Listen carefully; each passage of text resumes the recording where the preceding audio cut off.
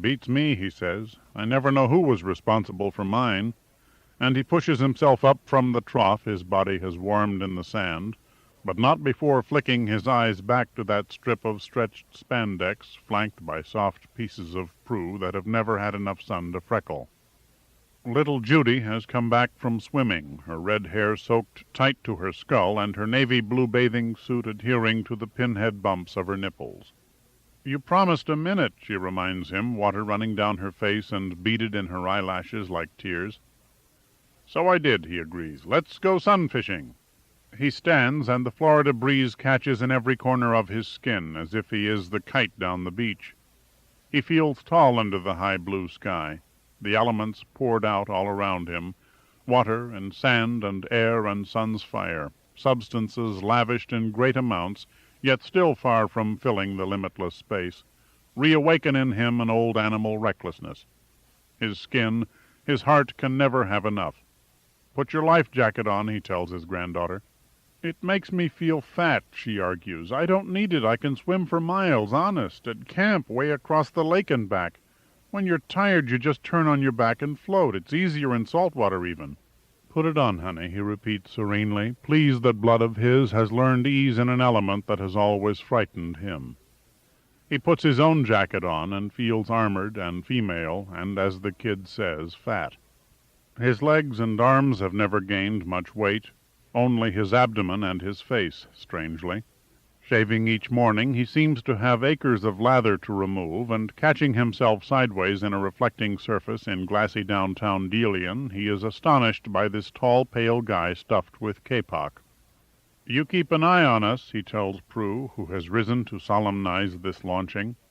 Near naked as she is, she helps pull the hull to the water's agitated, slip-slopping edge. She quiets the flapping sail, which wants to swing the boom, while he sorts out the lines, more complicated than he remembers from the time he went sun-fishing in the Caribbean years ago with Cindy Murcutt and her bikini, and clips in the rudder. He lifts Judy up and on. Little Roy, when he sees his sister about to go somewhere without him, screams and stalks into a wave that knocks him down. Prue picks him up and holds him on her hip.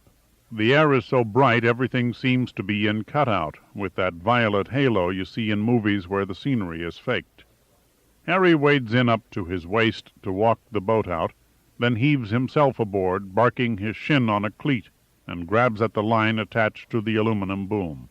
What did Cindy call it, that piece of nylon rope? The sheet. Sweet Cindy, what a gumdrop she once was.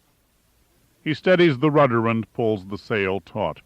The boat is dipping and patting the waves one by one as the offshore breeze, in a dreamlike silence that comes within the wind, moves the boat away from the solidity of land, of beach, of Prue in her pristine suit holding screaming Roy on her hip. Judy is stationed on this side of the mast, poised to push the centerboard down its slot. Harry sits awkwardly on the wet fiberglass with his legs bent and one hand behind him on the tiller and the other clutching the sheet. His mind begins to assemble a picture of directional arrows, the shining wind pressing on the sail's straining striped height. Certain tense slants begin in his hands and fan out to the horizon and zenith. Like a scissors, Cindy had said, and a sensation of funneled invisible power grows upon him. "Centerboard down," he commands, a captain at last, at the mere age of 55. His scraped shin stings, and his buttocks in his thin, wet bathing suit resent the pressure of bald fiberglass. His weight is so much greater than Judy's, the hollow hull tips upward in front. The waves are choppier, the tugs on the sail ruder, and the water a dirtier green than in his enhanced memory of that Caribbean adventure at the beginning of this decade. Still, his companion is happy, her bright face beaded with spray. Her thin little arms stick goose-bumped out of her dull black rubber vest, and her whole body shivers with the immersion in motion, the newness, the elemental difference. Rabbit looks back toward land. Prue, the sun behind her, is a forked silhouette against the blaze of the beach. Her figure in another minute will be impossible to distinguish from all the others tangled along the sand, the overprinted alphabet of silhouettes. Even the hotel has shrunk in the growing distance, a tall slab among many. hotels and condos for as far as he can see in either direction along this stretch of the Florida coast. The power he finds in his hands to change perspectives weighs on his chest and stomach. Seeing the little triangular sails out here when he and Janice drove the shore route or visited their bank in downtown Delian had not prepared him for the immensity of his perspectives, any more than the sight of men on a roof or scaffold conveys the knee-grabbing terror of treading a plank at that height. "Now, Judy," he says, trying to keep any stiffness of fear from his voice, yet speaking loudly lest the dazzling amplitudes of space suck all sense from his words, "we can't keep going forever in this direction or we'll wind up in Mexico. What I'm going to do is called coming about. I say, I know it seems silly, coming about, hard alee, and you duck your head and don't slide off when the boat changes direction. Ready? Coming about, hard alee." He is not quite decisive enough in pushing the tiller away from him, and for too many seconds, with Judy crouched in a little acrobatic ball, though the boom has already passed over her head, they head lamely into the wind, in a stillness wherein the slapping of water sounds idle, and he feels they are being carried backward. But then an inertia, not quite squandered by his timidity, swings the bow past the line of the wind, and the sail stops impatiently rippling and bellies with a sulky ripple in the direction of the horizon and goes tight. And Judy stops looking worried and laughs as she feels the boat tug forward again over the choppy, opaque waves. He pulls in sail, and they move at right angles to the wind, parallel to the color-flecked shore. In their moment of arrested motion, the vastness all around had transfixed them as if with arrows from every empty, shining corner of air and sea. But by moving, they escape and turn space to their use. The gulf, the boat, the wind, the sun burning the exposed tips of their ears and drying the spray from the erect, pale body hairs on their goose-bumped arms, all make together a little enclosed climate, a burrow of precise circumstance that Harry gradually adjusts to. He begins to know where the wind is coming from without squinting up at the faded telltale at the top of the mast, and to feel instinctively the planes of force his hands control, just as on a fast break after a steal or rebound of the basketball in the old days he would picture without thinking the passing pattern, this teammate to that, and the ball skidding off the backboard into the loop on the layup. Growing more confident, he comes about again and heads toward a distant green island tipped with a pink house, a mansion probably, but a squat hut from this distance, and pulls in the sail, and does not flinch when the boat heels on this new tack. Like a good grandfather, he explains his actions to Judy as they go along, the theory and the practice, and both of them become infected by confidence, by the ease with which this toy supporting them can be made to trace an angled path back and forth, teasing the wind and the water by stealing a fraction of their glinting great magnitudes. Judy announces, "I want to steer." "You don't steer it, sweetie, like you steer a bicycle. You can't just point it where you want to go. You have to keep the wind in mind, what direction it's coming from." "But, yeah, okay, scrooch your, backside back toward me and take hold of the tiller. Keep the boat pointed at that little island with the pink house out there. That's right. That's good. Now you're slipping off a little. Pull it a bit toward you to make it come left. That's called port. Left is port, starboard is right. Now I'm letting out the sail a little, and when I say ready about, you push the tiller toward me as hard as you can and hold it. Don't panic, it takes a second to react. Ready? Ready, Judy? Okay, ready about, hard alee." He helps her through the last part of the arc. Her little arm doesn't quite reach. The sail slackens and flaps. The boom swings nervously back and forth. The aluminum mast squeaks in its fiberglass socket. A far gray freighter sits on the horizon like a nickel on a high tabletop. A bent-winged tern hangs motionless against the wind and cocks its head to eye them as if to ask what they are doing so far out of their element. And then the sail fills. Harry tugs it in. His hand on top of Judy's little one sets the angle of the tiller for this tack. Their two weights toward the stern lift the bow and make the sunfish slightly wallow. The pattern of waves on the hull has settled into his ears as a kind of deafness. She tacks a few more times and, seeing that's all there is to it, grows bored. Her girlish yawn is a flower of flawless teeth. The chemicals they put in toothpaste now, these kids will never know the agony he did in dental chairs. And plush arched tongue. Some man some day will use that tongue. You kind of lose track of time out here, Harry tells her. But from the way the sun is, it must be near noon. We should head back in. That's going to take some time since the wind's coming out against us. We don't want your mother to get worried. That man said he'd send a launch out. Harry laughs to release the tension of the tenderness he feels toward this perfect child, all coppery and bright, and as yet unmarred. That was just for an emergency. The only emergency we have is our noses are getting sunburned. We can sail in. It's called beating against the wind. You work as close to the wind as you can. Here, I'll pull in the sail and you try to keep us pointed toward that hotel. Not the hotel at the very far right, the one next to it, the one like a pyramid. The merged bodies on the beach have lost their flecks of color, the twinkle of their bathing suits, and seem a long gray string vibrating along the bay for miles. The water out here is an uglier color, a pale green on top of a sunken bile green than it seems from the shore. Grandpa, are you cold?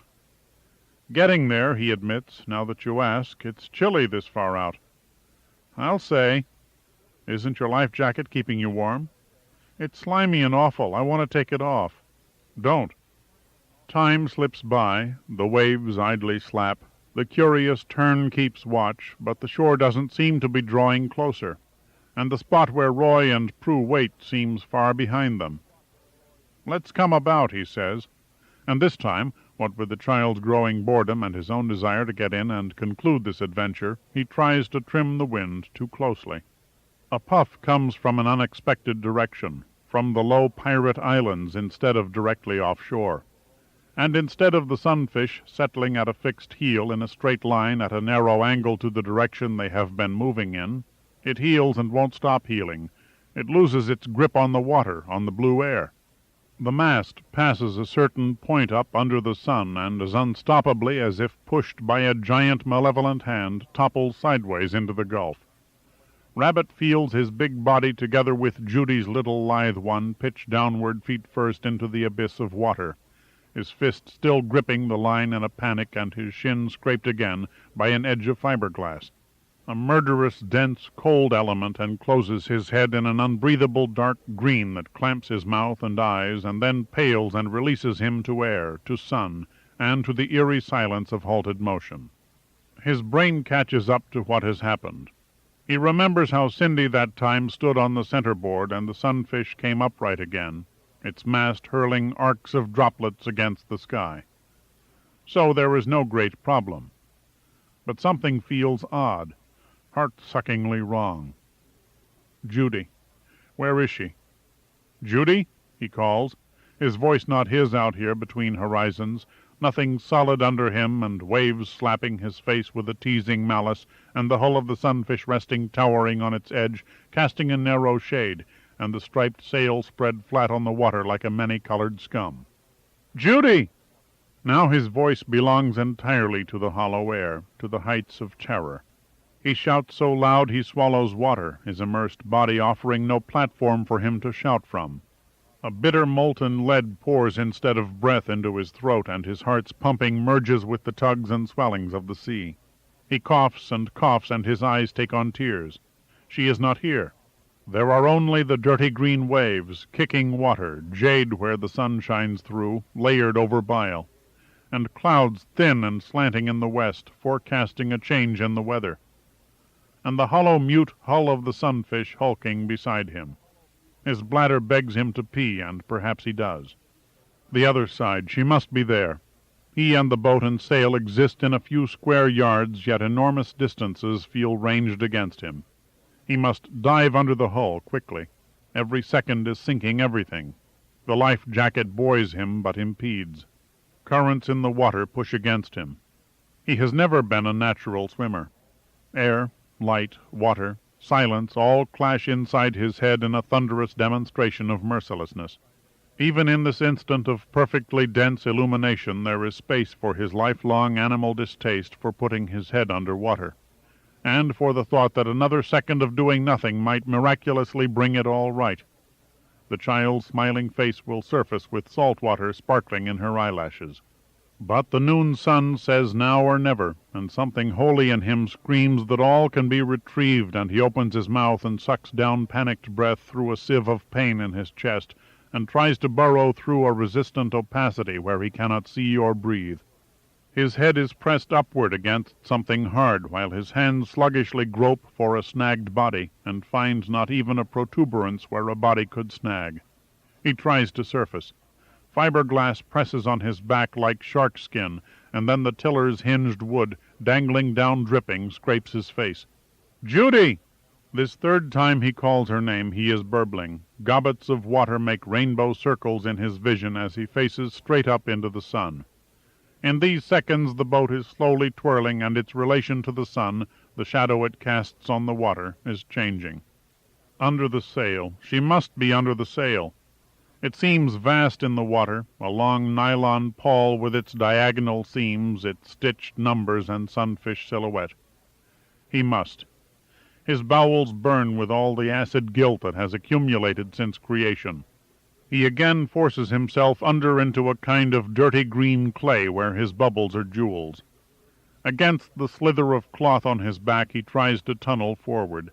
In this tunnel he encounters a snake, a flexible, limp limb that his touch panics, so it tries to strangle him and drag him down deeper. It claws his ear. His head rises into the sail, and a strained white light breaks upon his eyes, and there is a secret damp nylon odor, but no air to breathe. His body convulsively tries to free itself from this grave. He flounders with his eyes shut. The sail's edge eventually nuzzles past his drowning face, and he has dragged along Judy into the light. Her coppery wet hair gleams an inch from his eyes. Her face makes a blurred, clotted impression upon him, but she is writhingly alive. She keeps trying to climb on top of him and locking her arms around his head. Her body feels hot under its slippery glaze. Dark water persistently rebounds into his eyes and mouth, as if a bursting spider keeps getting between him and the sun. With his long white arm he reaches and grasps the aluminum mast. Though it sinks to a steeper angle with the addition of weight, the sail and the hollow hull refuse to let it sink utterly. Harry gasps and in two jerks pulls them higher up where the mast is out of the water. Joy that Judy lives crowds his heart, a gladness that tightens and rhythmically hurts, like a hand squeezing a ball for exercise. The space inside him has compressed, so that as he hangs there he must force down thin wedges of breath into a painful congestion. Judy keeps hanging around his neck and coughing up water and fright. The rough motion of her little body wrenches twinges out of his tender, stunned chest, where something living flutters and aches. It is as if amidst all this sea water his chest is a beaker of the same element holding an agitated squid. Perhaps a minute has passed since their spill. After another minute she has breath enough to attempt a smile. Her eye-whites are red from within, from the tears of her coughing. Her long little face sparkles all over, as if sprinkled with tinsel. And then a slow twirl of the sunfish places their heads in the narrow, clammy band of shadow the hull casts. To his eyes she looks in her breathless, frightened pallor less like Prue than Nelson, fine-boned and white around the gills, and with shadows under her eyes as if after a night of sleeplessness. Though his pains continue underwater, he can speak. "Hey," he says, "wow, what happened exactly?" "I don't know, Grandpa," Judy says politely. Getting these words out sends her into another spasm of coughing. "I came up, and there was this thing over me, and when I tried to swim, nothing happened. I couldn't get out from under." He realizes that her fright has its limits.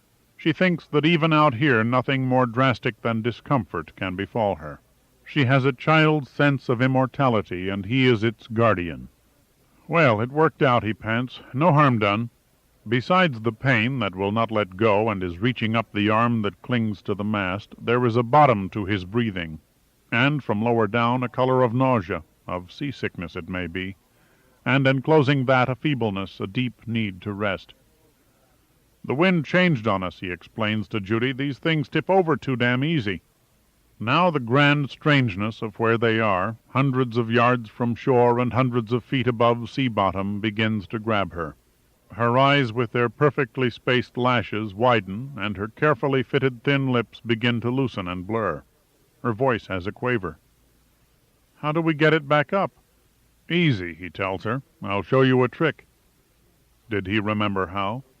Cindy had done it so quickly, diving right under the boat in those glassy Caribbean waters. A line. She had to have pulled on a line. "Stay close to me, but don't hang on me any more, honey. Your life vest will hold you up." "It didn't before." "Sure it did. You were just under the sail." Their voices sound diminished out here in the Gulf, flying off into space without lingering in the air the way words spoken in rooms do. Treading water takes all of his breath. He mustn't black out. He must hold the sunlit day from dropping its shutter on its head. He thinks if he ever gets out of this, he will lie down on a firm, dry stretch of grass. He can picture it, the green blades, the thatchy gaps of rubbed earth like at the old Mount Judge playground, and never move. Gently he lets go of the mast, and with careful paddling motions, trying not to jar whatever is disturbed in his chest, takes the 2 nylon lines floating loose, and, with an effort that by recoil action pushes his face under, tosses them over to the other side. The waves are rough enough that Judy clings to his shoulder, though he asked her not to. He explains to her, "Okay, now we're going to doggy paddle around the boat. Maybe that man who liked Mom will come out in his launch. Maybe, but wouldn't that be embarrassing, being rescued with Roy watching?" Judy is too worried to laugh or respond. They make their way past the tiller, the ugly wooden thing that scraped his face. The turn has left the sky, but floating bits of brown seaweed, like paper mops or wigs for clowns, offer proofs of other life. The slime-stained white hull lying sideways in the water seems a corpse he can never revive. "Back off a little," he tells the clinging child. "I'm not sure how this will go." As long as he is in the water, at least he doesn't weigh much. But when, taking hold of the line threaded through the top of the aluminum mast, he struggles to place his weight on the centerboard, at first with his arms and then with his feet, he feels crushed by his own limp load of slack muscle and fat and guts. The pain in his chest gathers to such a red internal blaze that he squeezes his eyes shut to blot it out, and blindly then he feels with a suck of release the sail lift free of the water and the centerboard under him plunge toward vertical. The boat knocks him backward as it comes upright, and the loose, wet sail swings its boom back and forth in a whipping tangle of line. He has no breath left, and has an urge to give himself to the water that hates him yet wants him. But the child with him cheers. "Yay, you did it!" "Grandpa, you okay?" "I'm great. Can you get on first, honey? I'll hold the boat steady."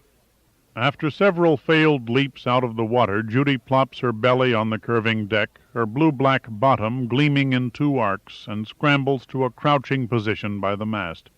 "Now," he announces, "here comes the whale," and lifting his mind clear of the striated pulsing squeezing within his rib cage, rises up enough out of the water to seize the tipping hull with his abdomen. He grabs a cleat. The fake grain of the fiberglass presses its fine net against his cheekbone.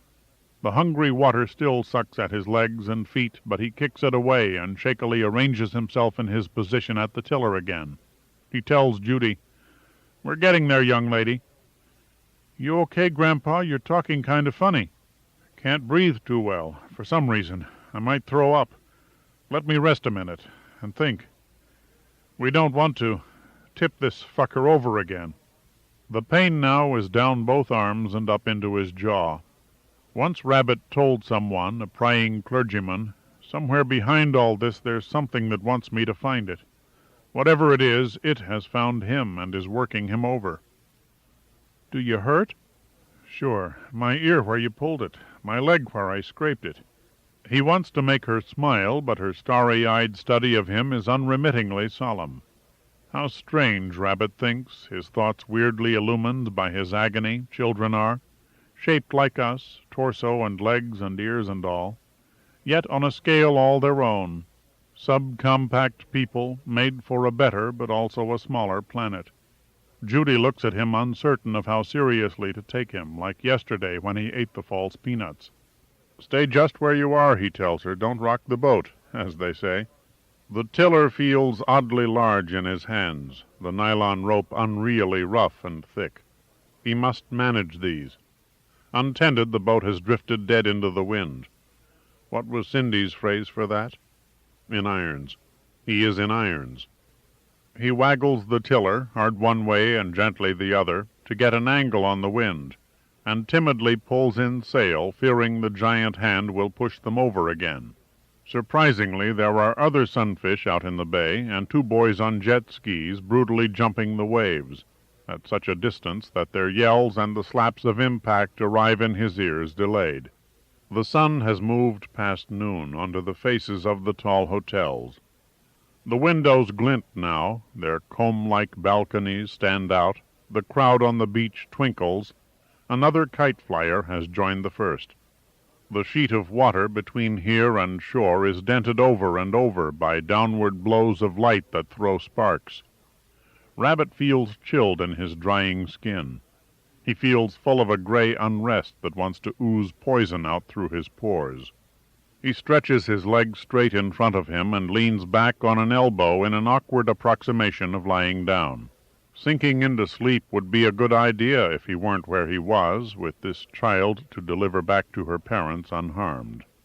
He speaks rapidly between twinges and clearly, not wanting to repeat. "Judy, what we're going to do is as quietly as we can take 2 big tacks and get to shore. It may not be exactly where your mother is, but we want to get to land. I feel very tired and strange, and if I fall asleep, you wake me up." "Wake you up? Don't look so worried. This is a fun adventure. In fact, I have a fun job for you." "What's that?" Her voice has sharpened. She senses now this isn't like the parrot food. "Sing to me." When he pulls the sail tighter, it's as if he's tightening something within himself. Pain shoots up the soft inner side of that arm to his elbow. "Sing? I don't know any songs, Grandpa." "Everybody knows some songs. How about Row, Row, Row Your Boat to start off with?" He closes his eyes intermittently, in obedience to the animal instinct to crawl into a cave with your pain, and her little voice above the slip-slop of the waves and resistant creaking of the mast picks its wavery way through the words of the round, which he used to sing in the 2nd grade back in the days of corduroy knickers and Margaret Shelkoff's pigtails and high-button shoes. His mind joins in but can't spare the effort to activate his voice box. "Gently down the stream, merrily, merrily, merrily. Life is but a dream," Judy ends. "Nice," he says. "How about Mary Had a Little Lamb? Do they still teach you that at school? What the hell do they teach you at school these days?" Being laid so low has loosened his language, his primal need to curse, and his latent political indignation. He goes on, thinking it will make him seem less alarming to his grandchild and humorously alive. "I know we're sucking hind-titty in science education. The papers keep telling us that. Thank God for the Orientals. Without these Chinese and Vietnam refugees, we'd be a nation of total idiots." Judy does know Mary Had a Little Lamb and 3 Blind Mice, and the verses of Farmer in the Dell up to the wife takes a cow, but then they both lose track. "Let's do 3 Blind Mice again," he orders her. "See how they run. The mice run after the farmer's wife." She does not take up the verse, and his voice dies away. Their tack is taking them far out toward the north, toward Sarasota and Tampa, and the rich men's islands where the pirates once were. But the people on the beach do look a little less like gray string. The colors of their bathing suits twinkle a bit closer, and he can make out the darting, tormented flight of a volleyball. A pressure in the center of his chest has intensified, and to his nausea has been added an urgent desire to take a crap. In trying to picture his real life, the life of simple comforts and modest challenges that he abandoned when his foot left the sand, he now envisions foremost the rose-colored porcelain toilet bowl in the condo, with matching padded seat, and the little stack of Consumer Reports and Times that waited on the bottom shelf of the white-painted bamboo table Janice kept her cosmetics on top of, next to the rose-tinted bathroom basin. It seems to have been a seat in paradise. Grandpa, I can't think of any more songs. The child's green eyes, greener than Prue's, have a watery touch of panic. Don't stop, he grunts, trying to keep everything in. You're making the boat go. No, I'm not. She manages a blurred smile. The wind makes it go. In the wrong fucking direction, he says. Is it wrong? She asks, with the quickness of fear. No, I'm just kidding. It was like that sadistic squeeze he gave her hand yesterday. Must stop that stuff. When you get children growing under you, you try to rise to the occasion. We're fine, he tells her. Let's come about. Ready? Duck your head, honey. No more sailor talk. He yanks the tiller, the boat swings, sail sags, sun shines down through the gap of silence, hammering the water into sparks. The bow drifts across a certain imaginary line. The sail hesitantly and then decisively fills, and they tug off in another direction, south, toward the remotest glass hotel and Naples and the other set of rich men's islands. The small effort and anxiety of the maneuver wring such pain from his chest that tears have sprung into his own eyes. Yet he feels good down deep. There is a satisfaction in his skyey enemies having at last found him.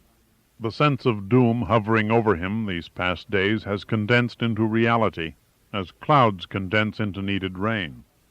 There is a lightness, a lightening, that comes along with misery. Vast portions of the world are shorn off, suddenly ignorable. You become simply a piece of physical luggage to be delivered into the hands of others. Stretched out on the fiberglass deck, he is pinned flat to the floor of the world. The sensation of pressure, of unbearable fullness, within him now has developed a rhythm, an eccentric thrust as if a flywheel has come unconnected from its piston. Pain you can lift your head above for a little. He minds more the breathing, the sensation that his access to the air has been narrowed to a slot that a fleck of mucus would clog. And worse even than the breathing, which if you can forget it seems to ease, is the involvement of his guts, the greasy great churning and the desire to vomit and shit and yet not to, and the clammy sweating which chills him in the wind and the sun's quick drying. Splish splash, I was taking a bath, Judy's faint voice sings, little feathers of music that fly away.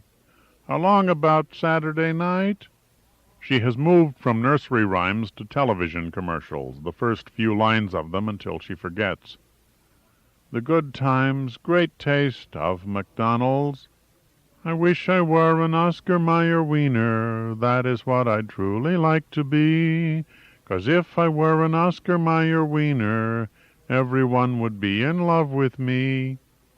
And the one the toilet paper sings, and the Stand By Me imitation by those California raisins, and the Mac the Knife by Ray Charles as the Man in the Moon, and the reassurance that if you want it, we've got it, Toyota.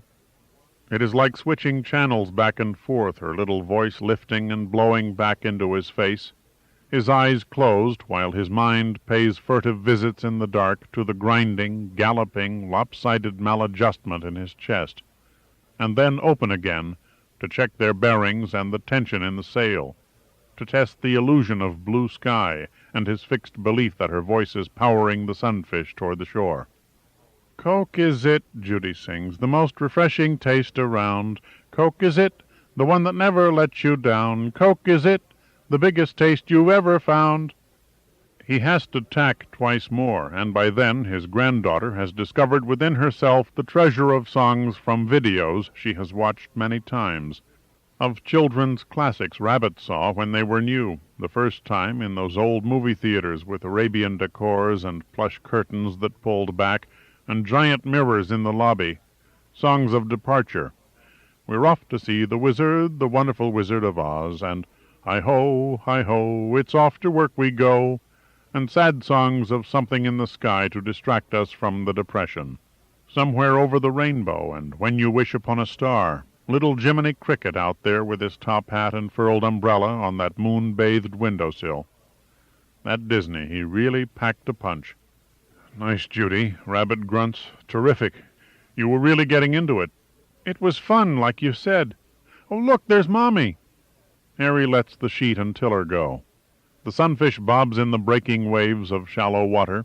and Judy pulls up the centerboard and jumps off into water up to her shiny hips and pulls the boat like a barge through the last yards before the bow scrapes sand.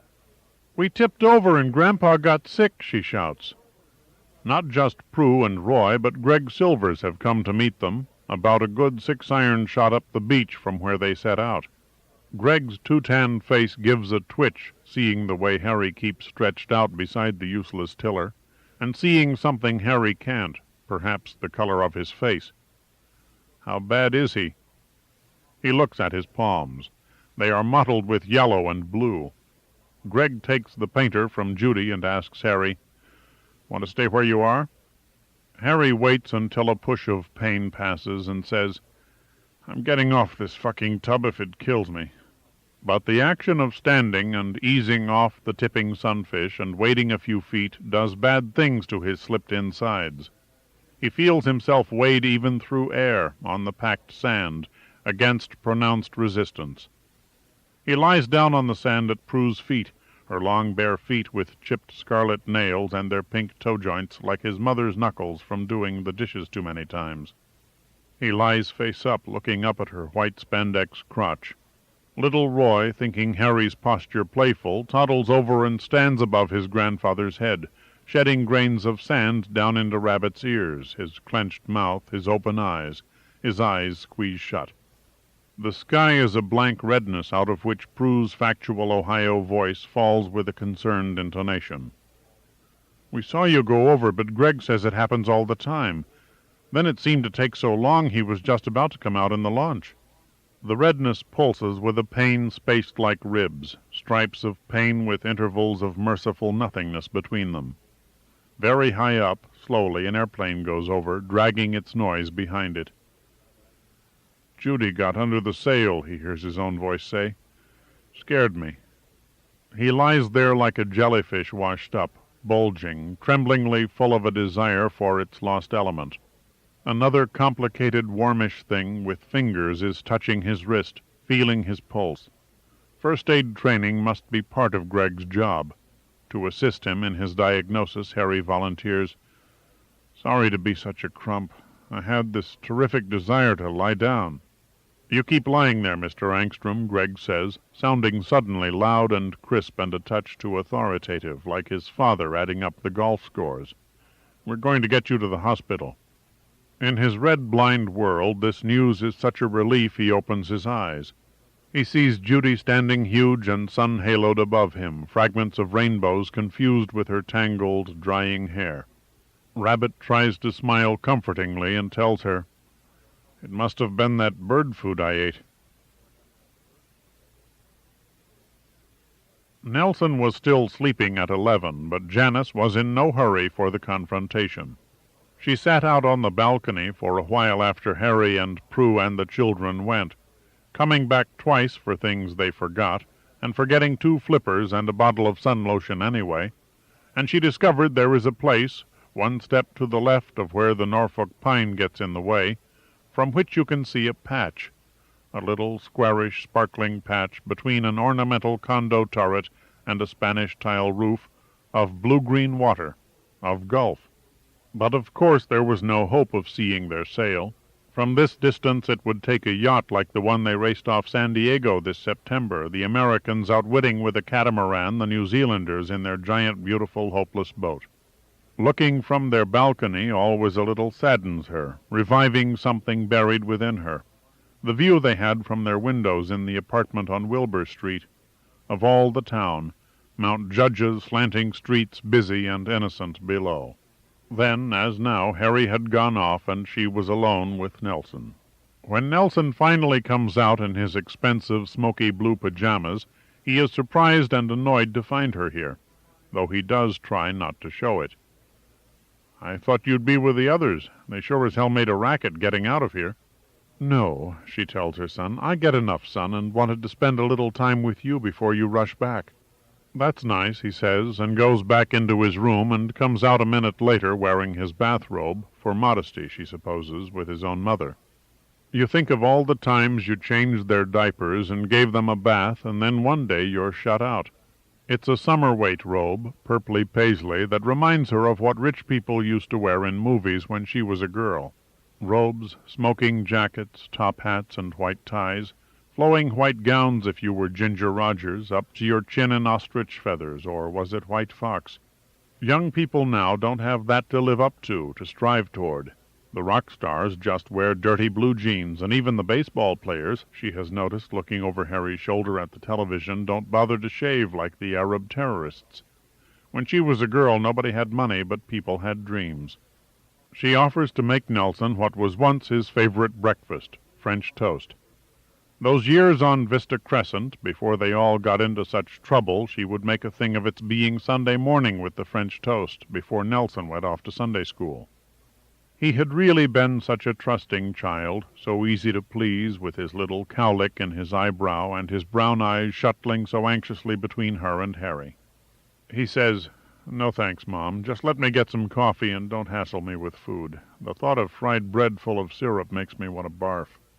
"Your appetite does seem poor lately. What do you want, me to get hog-fat like Dad? He should lose 50 pounds. It's going to kill him." "He's too fond of snacky things. That's where he gets the weight. The salt attracts water." There are tarry dregs left in the Aeromaster, enough to fill half a cup. Janice remembers buying that percolator at the Kmart on Route 41 when she and Harry were new down here.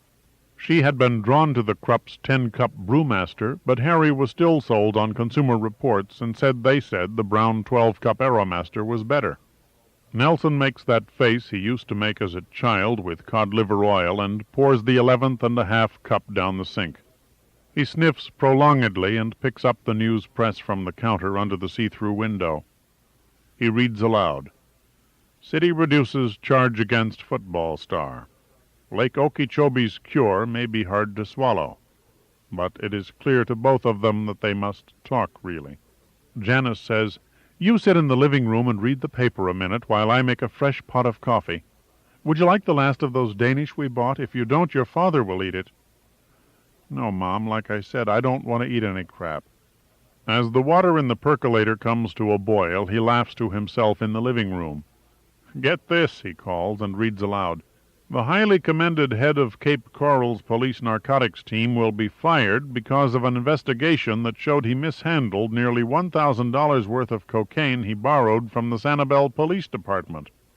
The borrowed cocaine is missing, police say, and has been replaced with a handful of baking soda in a department storage box." Nelson adds, as if she is too dumb to get the point, "Everybody's snorting and stealing down here, even the head of the narc squad." "How about you?" Janice asks. He thinks she means coffee and says sure, and holds out his cup without taking his eyes from the newspaper. "Says here southwestern Florida was the hottest place in the country yesterday." Janice brings the percolator and sets it on the glass table, on a section of the newspaper she folds over to make an insulating pad. She has a superstitious fear of cracking the glass with heat, though Harry laughs at her and says you couldn't crack it with a blowtorch. Men laugh about things like this and electricity, but don't always know. Bad things do happen, and then men try to pretend they didn't, or it was some other man's fault. She settles firmly on the fold-out sofa next to the wicker armchair Nelson is in, and spreads her thighs to broaden her lap the way she often saw her mother do when she was determined to be firm, and tells him, "No, I meant about you and cocaine." "What is the story, baby?" When he looks over at her, she is reminded of that frightened, sly way he looked that whole summer when he was 12. Or was it 13? 1969. He must have been only 12 until September. Among the things she can never forgive herself for was the way he would come over on his bicycle to Eisenhower Avenue and stand outside Charlie's place hoping to get a glimpse of her, his mother run off with another man. He asks, "Who says there's a story?" "Your wife says, Nelson. She says you're hooked and you're blowing a lot of money you don't have." "That crazy lying bitch. You know how she'll say anything to make a dramatic effect. When did she fill you full of this crap?" "Don't be so rude in your language. A body can see at a glance things aren't right. Teresa let a little out the night before last when you didn't come home till after midnight, and then yesterday we had more chances to talk while your father was walking ahead with the children." Yeah, what's he trying to do anyway, this great big lovable grandpa routine he's pulling on my kids? He was never that way with me. Don't keep changing the subject. Maybe he's trying to make up with them for some of his mistakes with you. Anyway, your father's not who concerns me these days. He had a hard time when we were younger, giving up his dreams and his freedom, but he seems to be at peace now. Which is what I can't say about you. You're jumpy and rude, and your mind isn't on anything that's in this room or has to do with your family. You're thinking of something else every minute, and I can only think from what I read and see on television that it's drugs. Prue says it's cocaine and probably crack now. She believes you've stayed clear of heroin, though evidently the two go together in something called speedballing. You need to inject that, Ma, and I'll never go near a needle. That you can count on. Jesus, you can get AIDS that way. Yes, well, AIDS. We all have that to worry us now. She closes her eyes and wordlessly thinks of all the misery sex has caused the world, with precious little pleasure in compensation. Nelson may have his weaknesses, but her sense of him is that he has never been crazy about sex like his father, that his generation got enough of it early enough for the magic to wear off. Her poor Harry. Until he began to slow down, he hopped into bed every night expecting wonders. And maybe she, too, at a time in her life, was as foolish. That time she felt she brought Charlie back from the edge of the grave with sheer love. For a woman it's power, the only power they let you have until recently. Nelson takes advantage of her silence to marshal an attack. Nelson takes advantage of her silence to marshal an attack. What if I do a little toot on the weekends? It's no worse than all that sipping you do. Ever since I can remember, you've had a little glass next to you in the kitchen or wherever. You know, Mom, alcohol kills eventually. There are these scientific studies to show Coke is much less harmful to the body than booze. Well, she says, tugging her short khaki skirt down over her thighs, it may be less harmful, but it seems to be a lot more expensive. That's because idiotic laws make it illegal. Yes, that's right. Whatever bad you can say about alcohol, at least it's legal. When your granddaddy Springer was young, it wasn't, and he never developed the taste for it, or he might not have made such a good thing out of his life for us all to enjoy. She sees his lips parting to interrupt, and lifts her voice to continue. And you're a lot like him in a lot of respects, Nelson. You have his nervous energy. You always have to be figuring at something all the time, and I hate to see that energy of yours wasted on a self-destructive thing like this. She sees him trying to break in and concludes, Now, you must tell me about cocaine, Nelson. You must help an old lady understand. What makes it worth it? Prue says your unpaid bills are piling way up, so it must be worth quite a lot. Nelson, in exasperation, slaps his body back into the chair so that the wicker creaks. She hears something snap. Mom, I don't want to talk about my private life. I'm 32 years old, for Christ's sake. Even at 82 you'll still be my son, she tells him. He tells her, You're trying to act and talk like your mother, but you and I both know you're not that sharp, you're not that tough. But saying this makes him feel so guilty he looks away, toward the bright, breezy Florida day beyond the balcony, with its squeaky bird-song and muffled sounds of golf, the day climbing toward noon and temperatures in the mid-80s, the warmest spot in the entire nation. His mother keeps her eyes on his face. In the wash of light his skin looks transparent, worn thin by unhealth, by unnatural consumption. In embarrassment he touches his earring and smooths each half of his little muddy mustache with a forefinger. It relaxes me, he tells her at last. Janice waits for more and prompts, You don't seem that relaxed. She adds, You were a tense child, Nelson. You took everything very seriously. He says rapidly, How else are you supposed to take it? Like a big joke, like Dad does, as if the fucking world is nothing but a love letter to yours truly? Let's try to keep talking about you, not your father. As you say, I'm a simple woman. Not sharp, not tough. I'm very ignorant about a lot of things. The simplest things about this, like how much it takes and how much it costs. I don't even know how you take it, up the nose, or smoke it, or what you put it in to smoke it, or any of that. All I know about cocaine is what's on Miami Vice and the talk shows, and they don't explain very much. It's just not something I ever thought would make a difference in my life." His embarrassment increases, she sees, as when he was 6 and sick, and she would quiz him about his bowel movements. Or once when he was 14 and she mentioned the stains on his bedsheets. But he wants to talk, she also sees, about these details, to show off the knowledge his manhood has obtained. He sighs in surrender and closes his eyes and says, "It's hard to describe. You know that expression about drunks, feeling no pain? After a hit, I feel no pain. I guess that means I feel pain the rest of the time. Everything goes from black and white to color. Everything is more intense and more hopeful. You see the world the way it was meant to be." This last confidence is so intimate the boy bats his eyelids, his lashes long as a girl's, and blushes. Janice feels slightly queasy, brought this close to the something neutral and undecided in her son's sexual nature, something scared out of him, and brings her legs up on the sofa under her, the short skirt hiking up above the knees. Her legs are still firm and trim at 52, her best feature as a girl and woman, her hair having always been skimpy, and her breasts small and her face nondescript. She especially loves her legs here in Florida, where they turn brown and compare favorably with those of the other women, who have let themselves get out of shape or never had a shape to start with. These Jewish women tend to have piano legs and low hips. Letting her son enjoy her ignorance, Janice asks, "How many of these snorts do you need at a time to feel the bright colors?" He laughs, superior. "They're called lines, Mom, if you snort them. You chop up this powder with a razor blade on a mirror, usually, and make them into lines about 1/8 of an inch wide and an inch or two long. You inhale them into your nose with a straw or a glass tutor you can buy at these places down in Brewer near the bridge. Some of the guys use a rolled-up dollar bill. If, say, it's a $100 bill, that's considered cool." He smiles, remembering these crisp, glittering procedures among friends in their condos and apartments in the high northern section of Brewer backing up to Mount Judge. His mother asks, "Does Prue do this with you?" His face clouds.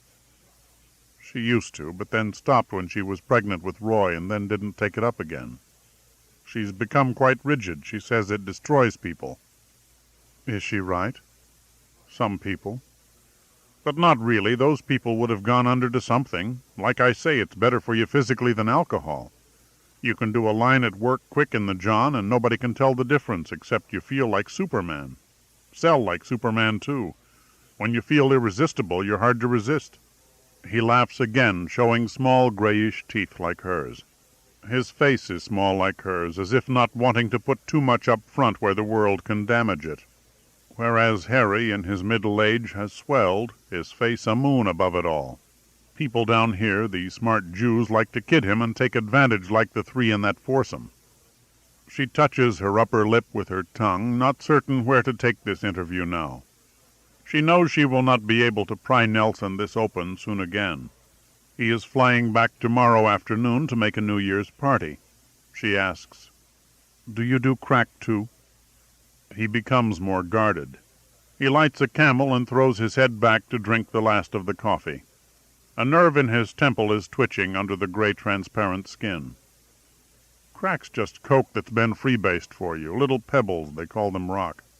You smoke them in a kind of pipe usually." He gestures, smoke loops around his face. "It's a nice quick lift, quicker than snorting. But then you crash quicker. You need more, you get in a run." "You do this, then? Smoke crack?" "I've been known to. What's the diff? It's handy. It's all over the street these last couple years. It's dirt cheap, what with the competition between the gangs. 15, even $10 a rock. They call it candy. Mom, it's no big deal. People your age are superstitious about drugs, but it's just a way of relaxing, of getting your kicks. People since they lived in caves have had to have their kicks. Opium, beer, smack, pot, it's all been around for ages.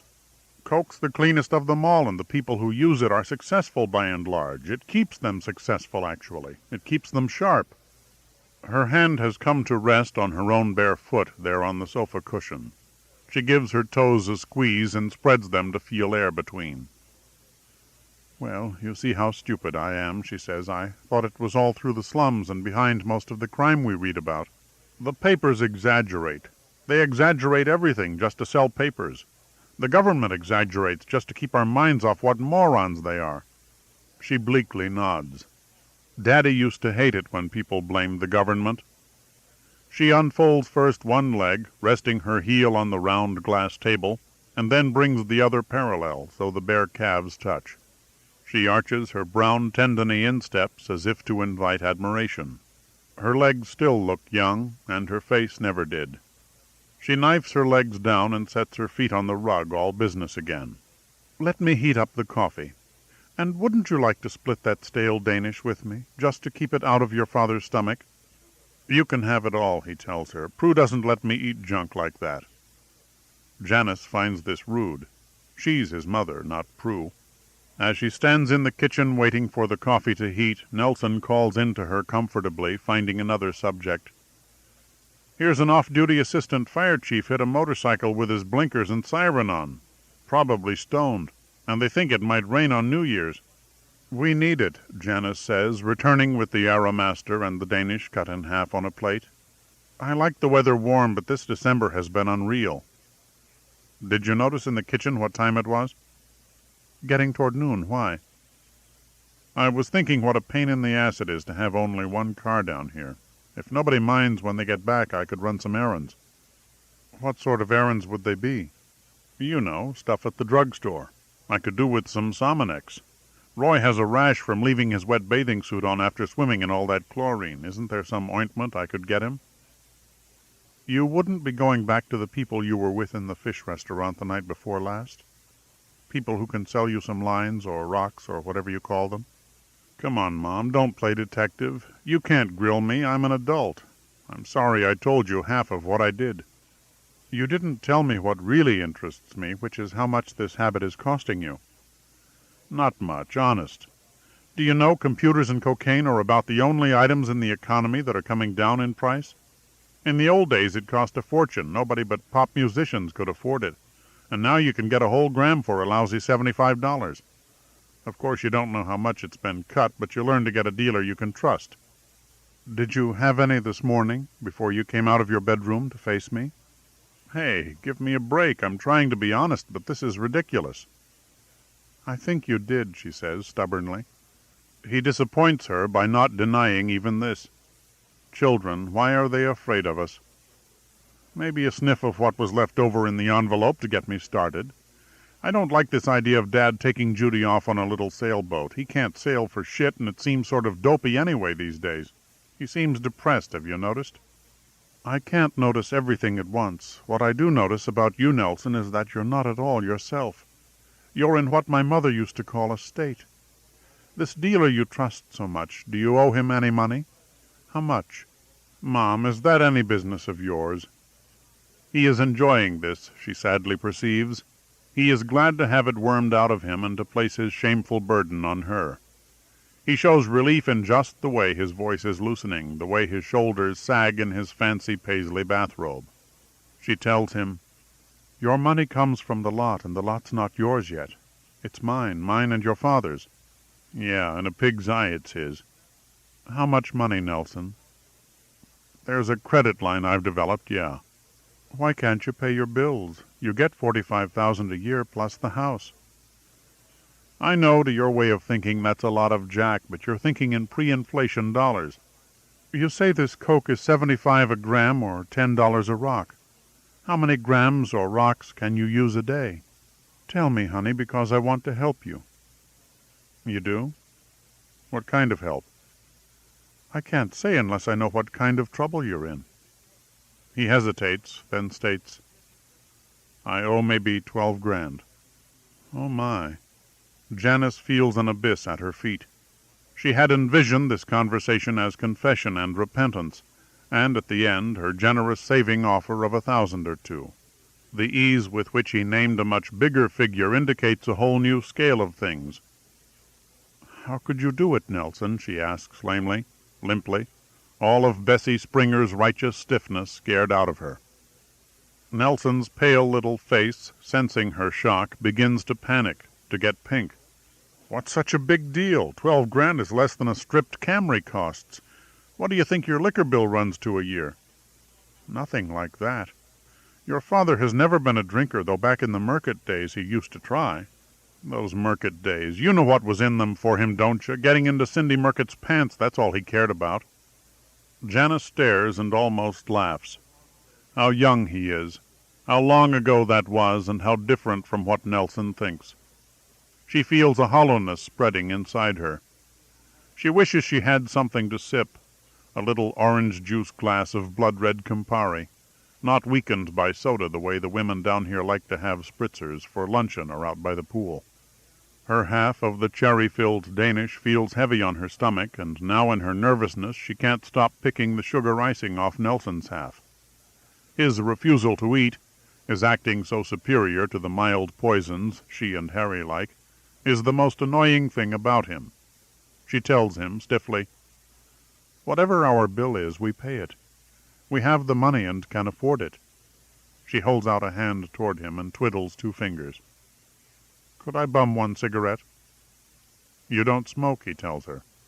"I don't, except when I'm around you and your wife."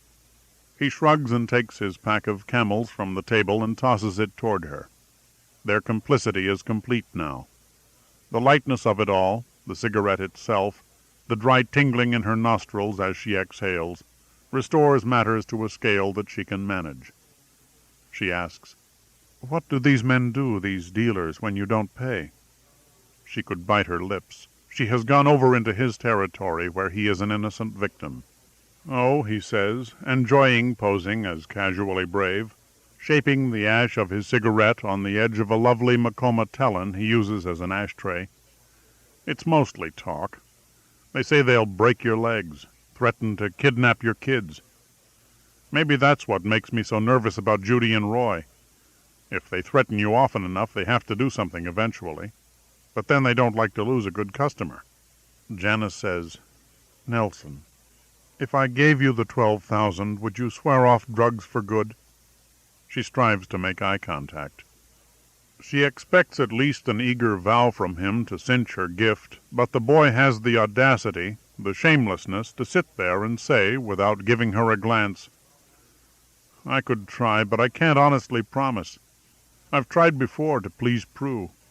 I love Coke, Mom, and it loves me. I can't explain it. It's right for me. It makes me feel right in a way nothing else does." She finds herself crying, without sobs, just the dry straw ache in the throat and the wetness on her cheeks, as if a husband were calmly confessing his love for another woman. When she gets her voice together enough to speak, she says, clearly enough, "Well, then, I'd be foolish to contribute to your ruining yourself." He turns his head and looks her full in the face. "I'll give it up, sure. I was just thinking out loud." "But, baby, can you? Cinchy, I often go days without a hit. There's no withdrawal is one of the beautiful things, no heaves, no DTs, nothing. It's just a question of making up your mind." "But is your mind made up? I don't get the feeling it is." "Sure it is. Like you say, I can't afford it. You and Dad own the lot, and I'm your wage slave." "That's a way of putting it. Another way might be that we've bent over backwards to give you a responsible job, heading things up without our interference. Your father's very bored down here. Even I'm a little bored." Nelson takes an abrupt new tack. "Prue's no help, you know," he says. "She isn't?" "She thinks I'm a wimp. She always did. I was the way out of Akron, and now she's out. I get none of the things a man's supposed to get from a wife." "What are those?" Janice is truly interested. She has never heard a man spell them out. He makes a cross, evasive face. "You know, don't play naive. Reassurance, affection, make the guy think he's great even if he isn't." "I may be naive, Nelson, but aren't there things we can only do for ourselves? Women have their own egos to keep up. They have their own problems. She hasn't been attending a weekly women's discussion group down here for nothing. She feels indignant enough, independent enough to get up and march into the kitchen and open the cabinet doors and pull down the Campari bottle and an orange juice glass. The aqua-enameled clock on the stove says 12:25. The phone right beside her on the wall rings, startling her so that the bottle jumps in her hand and some of the Campari spills, watery red on the formica counter like thinned blood. Yes? Yes? Oh, my God. Nelson, sitting in the wicker chair planning his next move and wondering if 12 thou was too little to ask for, it sure as hell is less than he owes, hears his mother's voice make each response with a tightened breathlessness, and sees by her face when she hangs up and hurries toward him that indeed the scale of things has changed. A new order has dawned. His mother's Florida tan has fled, leaving her face a greenish gray. "Nelson," she says, speaking as efficiently as a newscaster, "that was Prue. Your father's had a heart attack. They've taken him to the hospital. They're coming right back so I can have the car. No point in your coming. He isn't allowed any visitors except me, and then for only 5 minutes every hour. He's in intensive care." The Delian Community General Hospital is a modern set of low white buildings added onto a bisque-colored core, dating from the 30s, with a Spanish tile roof and curved grillwork at the windows. The complex fills 2 blocks on the southern side of Tamarind Avenue, which runs parallel to Pindo Palm Boulevard about a mile to the north. Janice spent most of yesterday here, so she knows the way into the parking garage, and which arrows painted on the floor to follow out of the parking garage, across a glass-enclosed second-story pedestrian bridge, which takes them above the parking garage ticket booths and a breadth of busy asphalt, and a hexagonal tiled patio with arcs of oleander hedge and of convalescents in glinting steel wheelchairs, and down a half-flight of stairs into a lobby where street people, multiracial, but the whites among them dyed on hands and face a deep outdoorsy brown, doze beside the neatly tied bundles and plastic garbage bags containing all their possessions. The lobby smells of oleander, urine, and air freshener. Janice, wearing a soft salmon-colored running suit with powder-blue sleeves and pant stripes, leads, and Nelson, Roy, Prue, and Judy, all in their airplane clothes, follow, hurrying to keep up. In just one day Janice has acquired a widow's briskness, the speed afoot of a woman with no man to set the pace for her. Also some remnant of old love, of old animal magnetism revived in this thronged institutional setting, not so different from the high school corridors where she first became aware of Rabbit Angstrom, he a famous senior, tall and blond, and she a lowly ninth grader, dark and plain. Pulls her toward her man, now that his animal fragility has resharpened her awareness of his body, his and her own. Since his collapse, she is proudly, continuously conscious of her body's elastic health, its defiant uprightness, the stubborn miracle of its functioning. The children are frightened. Roy and Judy don't know what they will see in this visit. Perhaps their grandfather has been monstrously transformed, as by a wicked witch in a fairy story, into a toad or a steaming puddle. Or perhaps a monster is what he has been all along, underneath the friendly, kindly pose and high coaxing voice he put on for them like the wolf in Grandmother's Clothes who wanted to eat Little Red Riding Hood.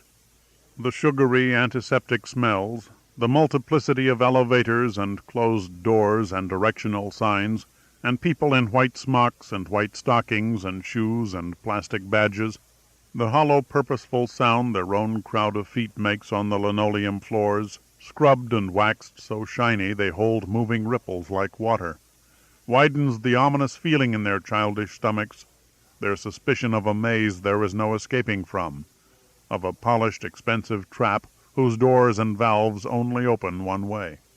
The world that grown-ups construct for themselves seems such an extravagant creation that malice might well be its motive.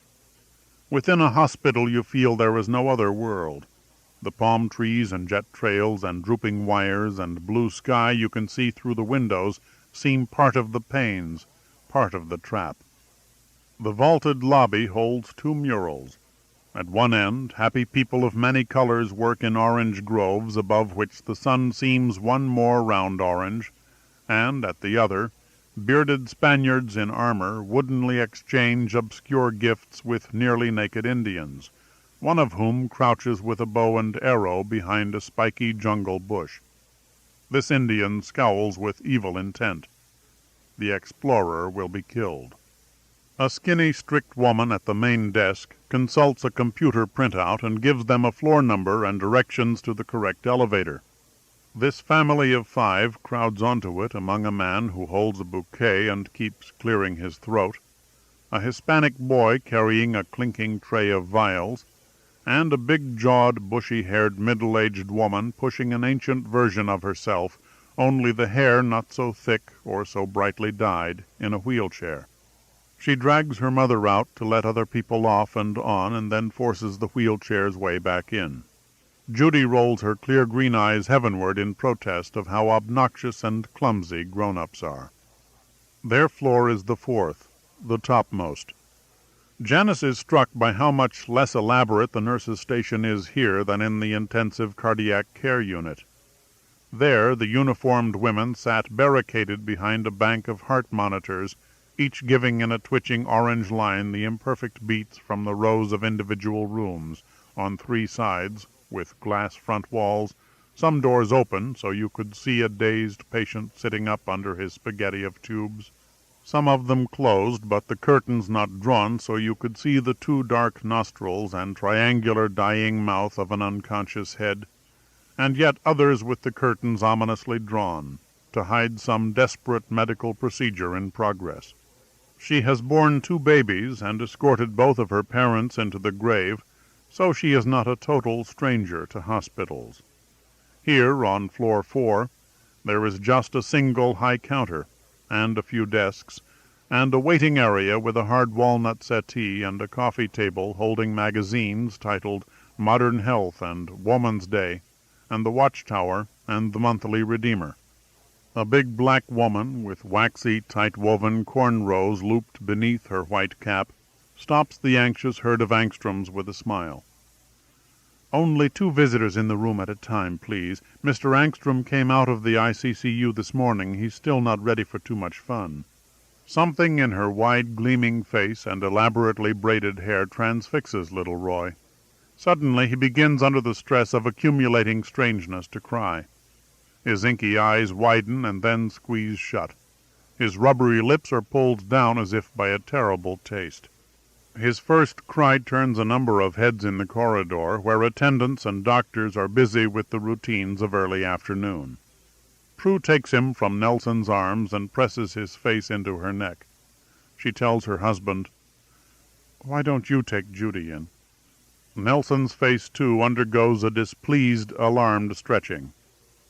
"I don't want to be the first. Suppose he's delirious or something. Mom, you ought to go in first." "For heaven's sake," she says, as if Harry's burden of exasperation with their only living child has passed to her. "I talked to him 2 hours ago over the phone, and he was perfectly normal." But she takes the little girl by the hand, and they go down the shiny, rippled corridor, looking for the room number 326. The number rings a faint bell with Janice. Where before? In what life? Prue sits on the hard settee, uncushioned perhaps to discourage loiterers, and tries to murmur and joggle Roy into calm again.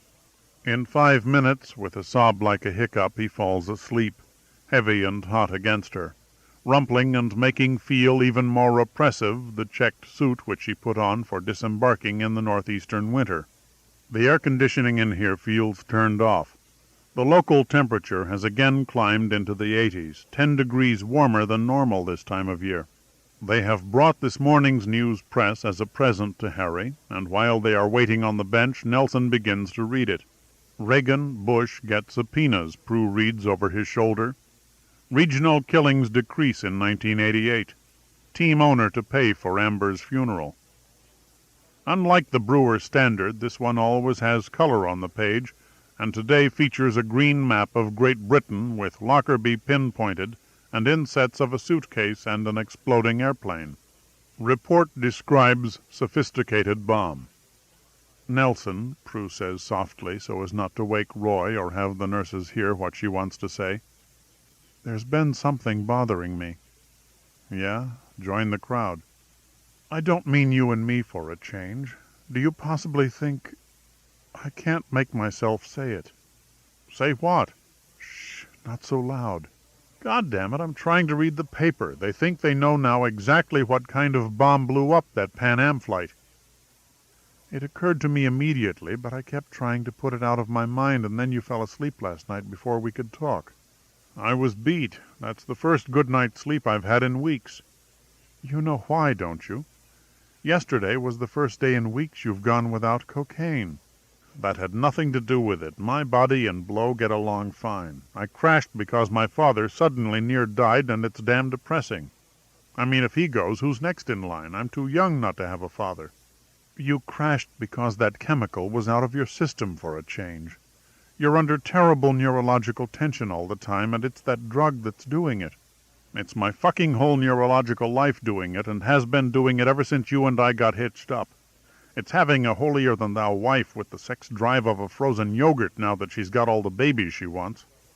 Prue's mouth, when she gets angry, tenses up so the upper lip stiffens in vertical wrinkles almost like a mustache. You see that she does have a faint, gauzy mustache. She is getting whiskery. Her face, when she's sore, becomes a kind of shield pressing at him, the crepey skin under her eyes as dead white as the parting in her hair, her whisper furious and practiced in its well-known groove.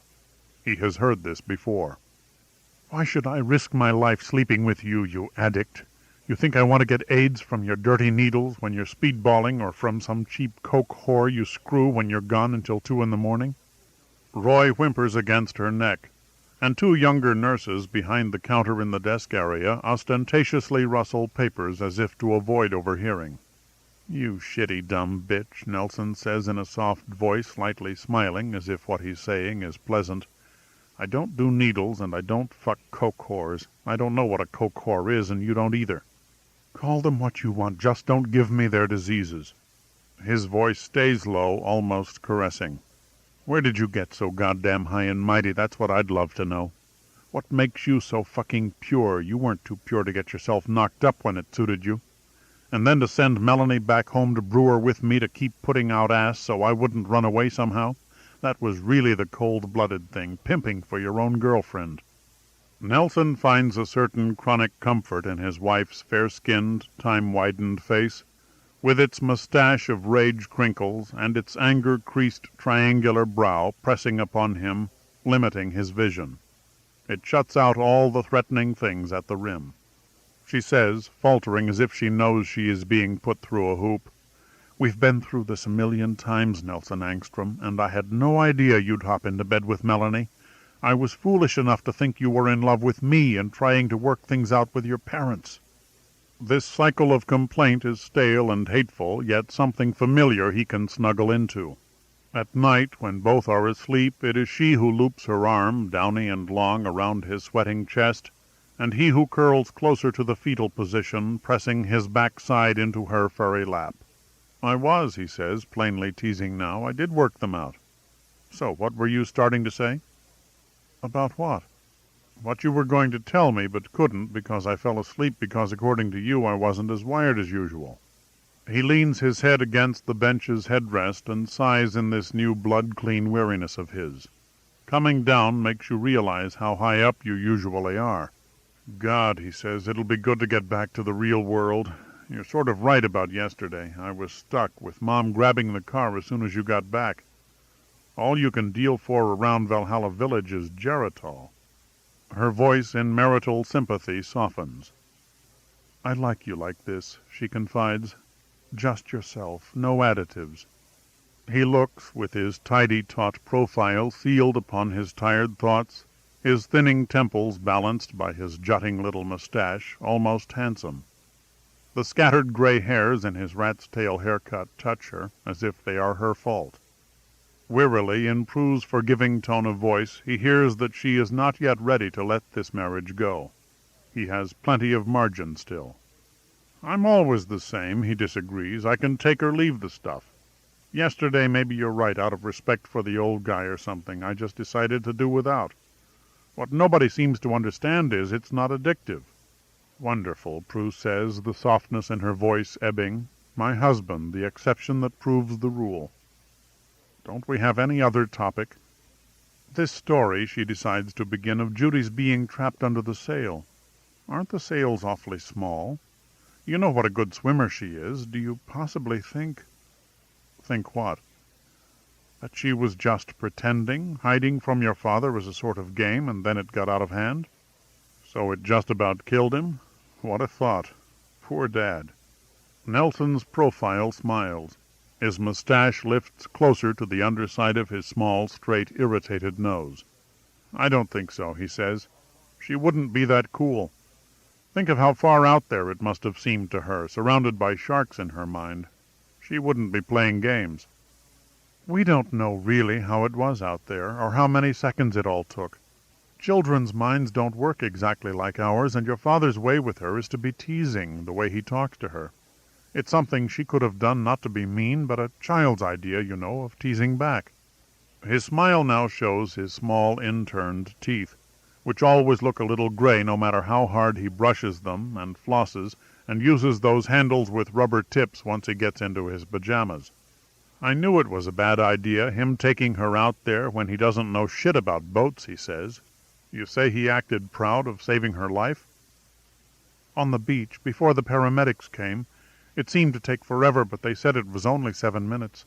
He seemed happy, relieved somehow even with the terrible pain and struggling for breath.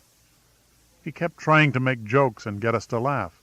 He told me I should put new polish on my toenails." Nelson's eyes open, and he stares, not at the opposite wall where a dead benefactor's oil portrait preens, but unseeing into the past. "I had that baby sister, you know," he says, "who drowned." "I know. How could any of us ever forget it?" He stares some more and says, "Maybe he was happy to have saved this one." And indeed to Harry, as he lies on his back, drugged and tied down by tubes and wires in what seems a horizonless field of white, the sight of little Judy alive and perfect in each red hair and freckle, her long eyelashes spaced as if by a linotype machine with one-point spaces, is a pure joy. She had tangled with the curse and survived. She is getting out of Florida alive. His collapse 26 hours ago did have its blissful aspect.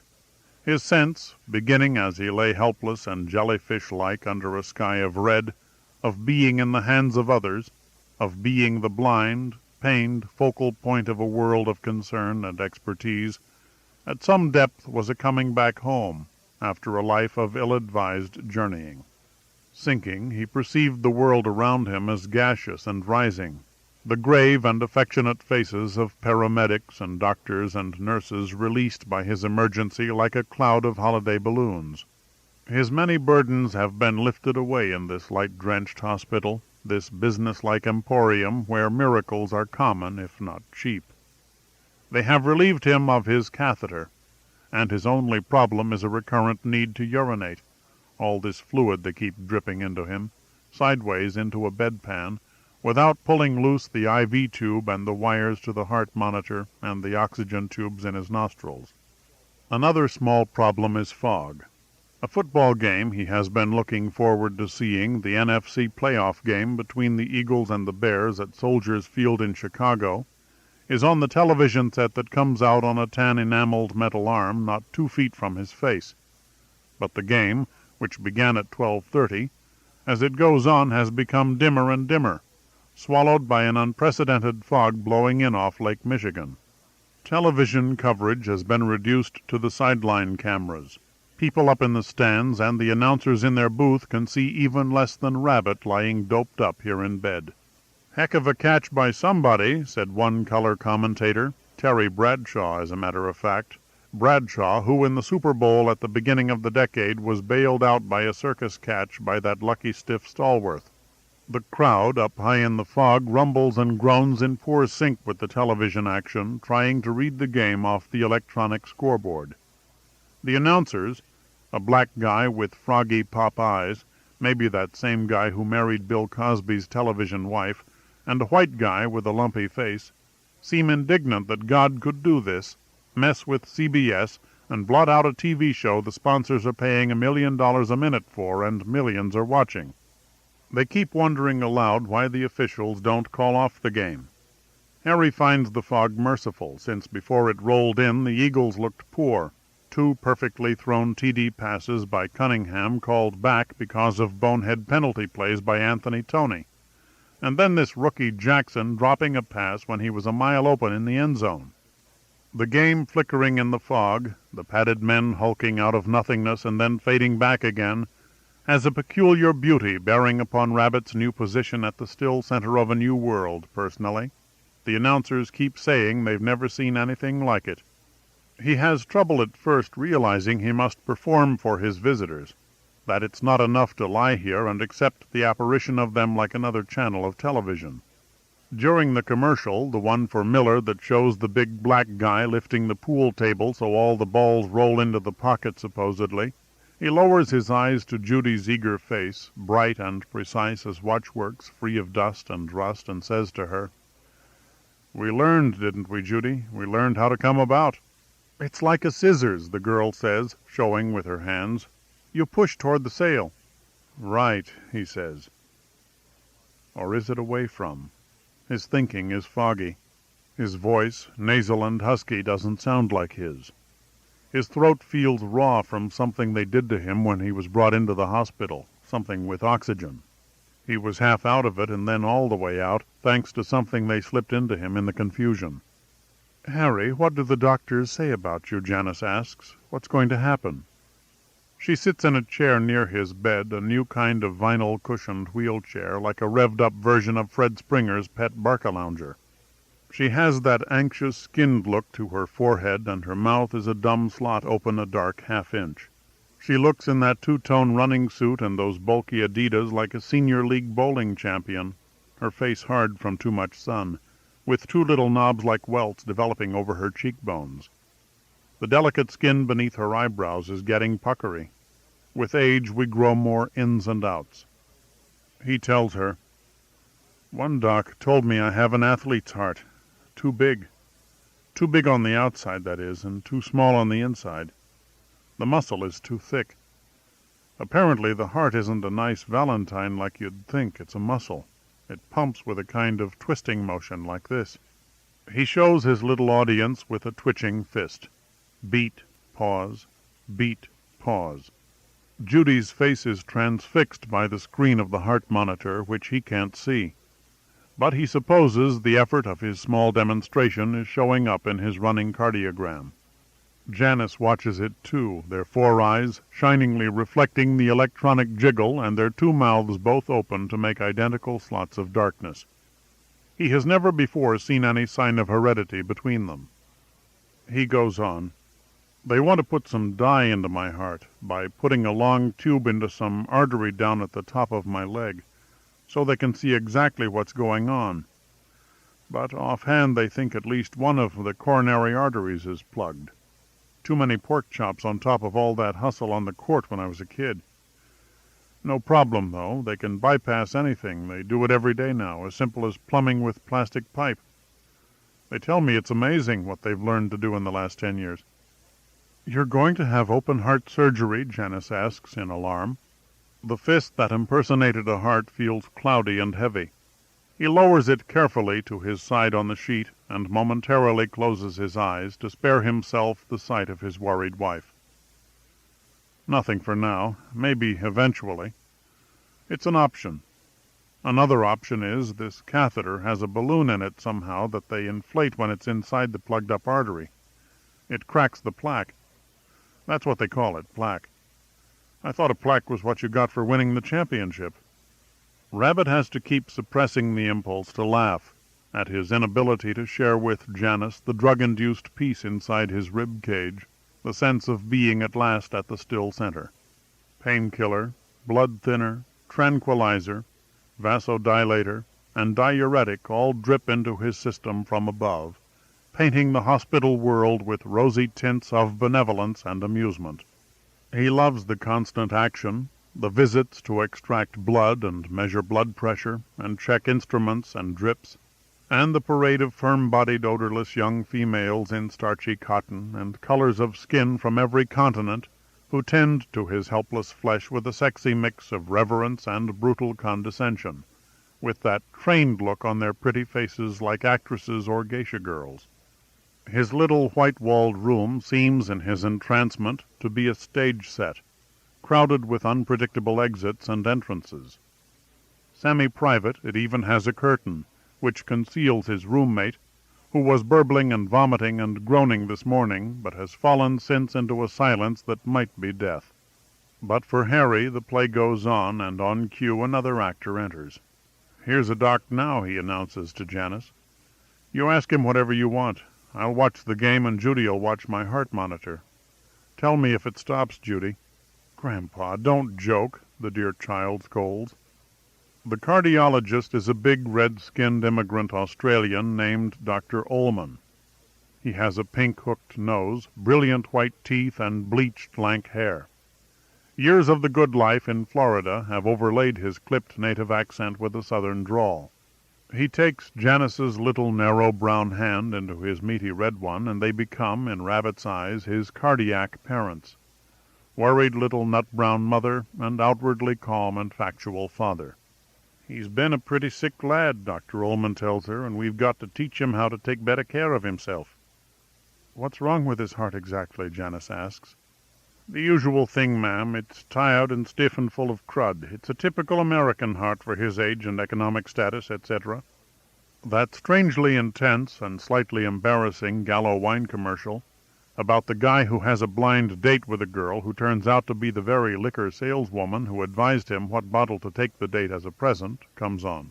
"As best we can tell without cardiac catheterization," Dr. Ullman is saying, "the principal narrowing is the standard one, the left anterior descending, the workhorse of the system. Luckily, he appears to have fairly well-developed collaterals which have kept him going. You see, ma'am, whenever the heart's been starving for oxygen, it tries to develop alternative routes to get blood to the muscle. Also, from the murmur we think we hear, there may be a fair bit of stenosis around the aortic valve. Not a pretty picture, but by no means the worst we've ever seen." Janice looks at her husband almost with pride. "Oh, Harry, you would mention the little aches and breathing problems, and I never took you seriously. You didn't complain hard enough." "It was perfect," the girl in the commercial sighingly says, at the end of their date, starry-eyed and in soft focus. You can see they will fuck, if not this date, the next, and marry and live happily ever after, all by the grace of Gallo. Dr. Ullman has sized Janice up as educable, and moves into a heavier cell. Now, if his luck holds and the lesion isn't located at a bifurcation and there's not too much calcification, a lot of doctors would advise you to begin modestly with an angioplasty and wait and see.